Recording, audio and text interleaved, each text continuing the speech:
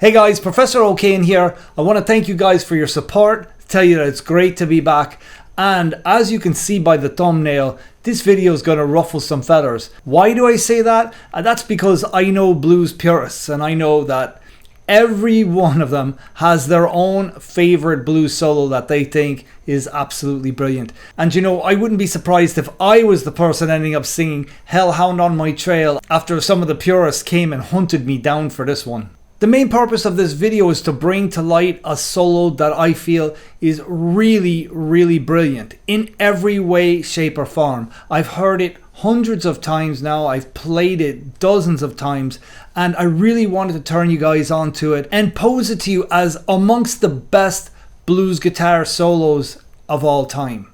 Now I know not all of you are going to agree with me, but who cares? That's the fun of all of this stuff. So put on your seatbelts, grab your guitar, because we're going to go check out Robben Ford's Talk to Your Daughter. Alright guys, so the first thing that we need to do is we need to check out the solo.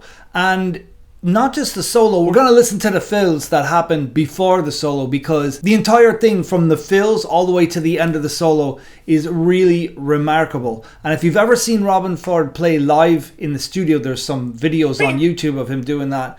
The man is unflappable, and it wouldn't surprise me if he did this entire thing in one take. Be a lover, and I ain't gonna leave her be.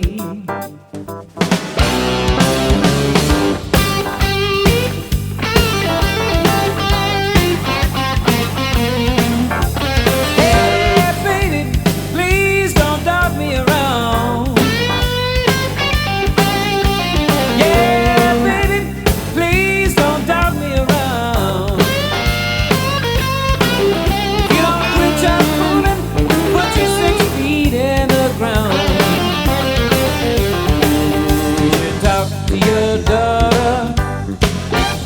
Talk to your daughter. You should talk to your daughter. You should talk to your daughter. She done made me love her and I ain't gonna leave her be.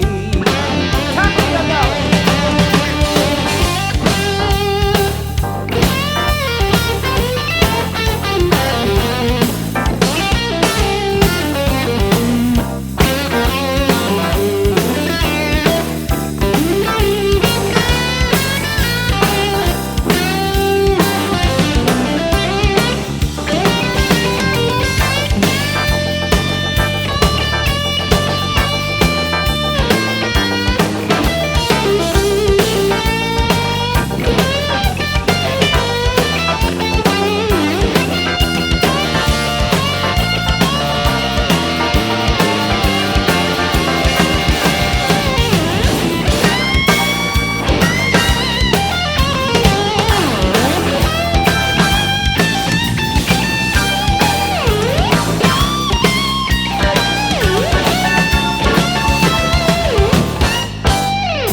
To improvise something that is that architecturally perfect is mind-blowing. I mean, even to write a solo like that would be a massive accomplishment, and I'm sure he didn't write that. Every great blues solo has lots of simple pieces that are masterfully woven together, and Robben's solo is no different. She done made me love her and I ain't gonna leave her be.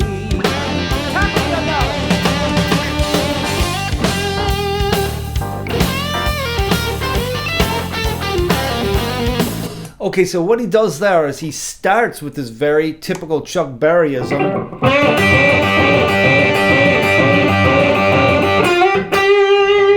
And then a nice rake. He doesn't bend two notes like that, he does. And then he does something super clever. He goes.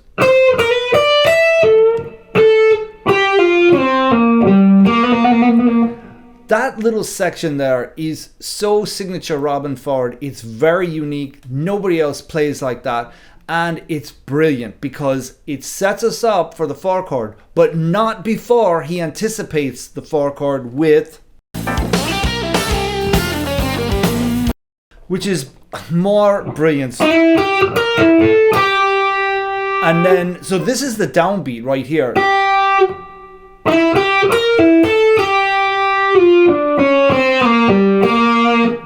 write down the G blues scale.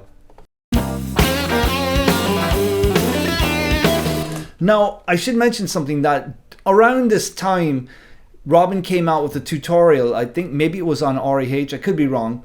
And he talked about doing this minor pentatonic scale that had no 7, but it had a 6, which replaced it. So the scale sounded like... And if we listen to the last part of that blues lick... So he goes... Which is, it happens so quick, but just imagine if it was the flat 7th. Sounds kind of boxy, or... No, this is by far the best choice. And then he goes on with...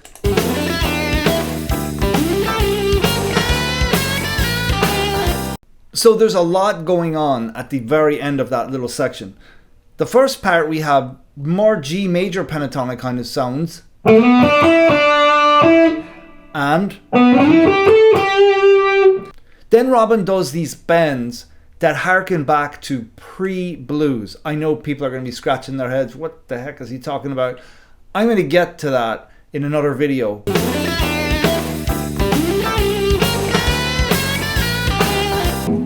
I've tried to do this many times and I don't think I've ever gotten it right.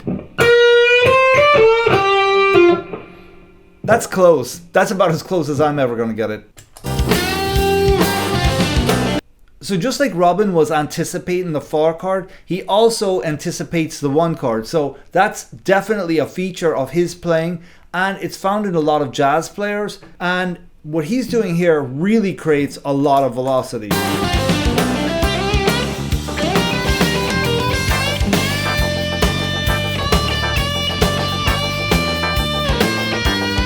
This is a very cliche and classic riff.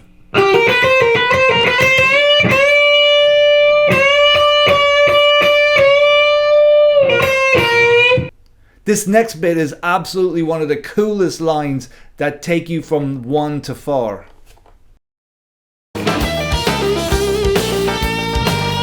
Oh man, let's listen to that again.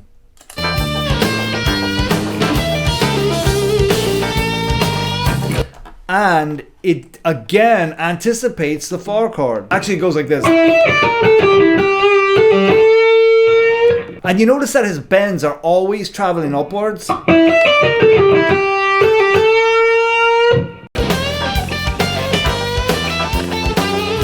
So then he goes up to the same 1 pattern, this box shape that we all learned. He goes and does that up here.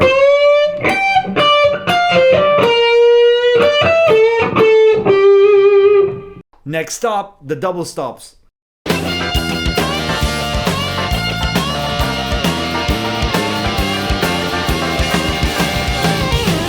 So that kind of thing you already know how to do. But what you'll notice is that he does...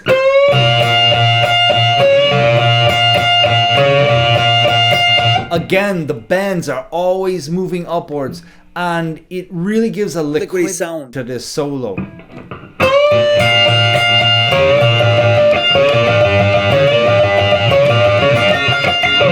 You get the idea. It sounds like he's gonna break a string, right? That is classic Robben Ford. Now, I would recommend that you cop these lines, change them, make them your own, but this stuff is just gold.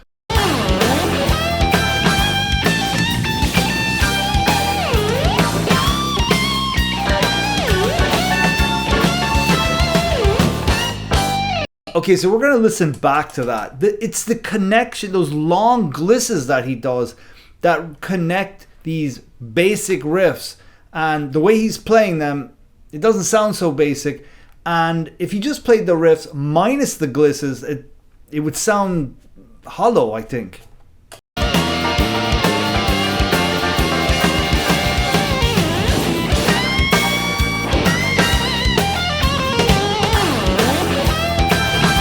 So after he does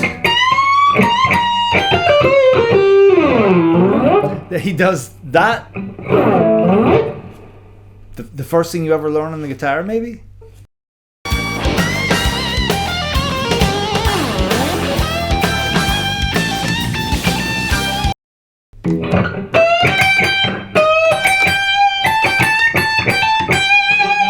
So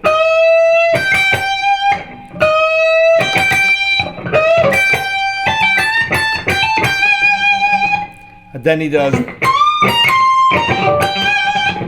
So we have this nice ascending line as a top note. And then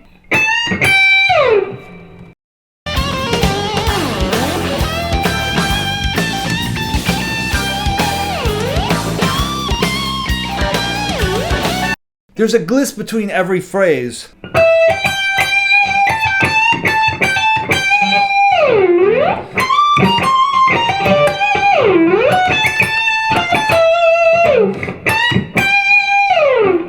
It's amazing to me how much energy and velocity those glisses add into connecting each piece of the outro.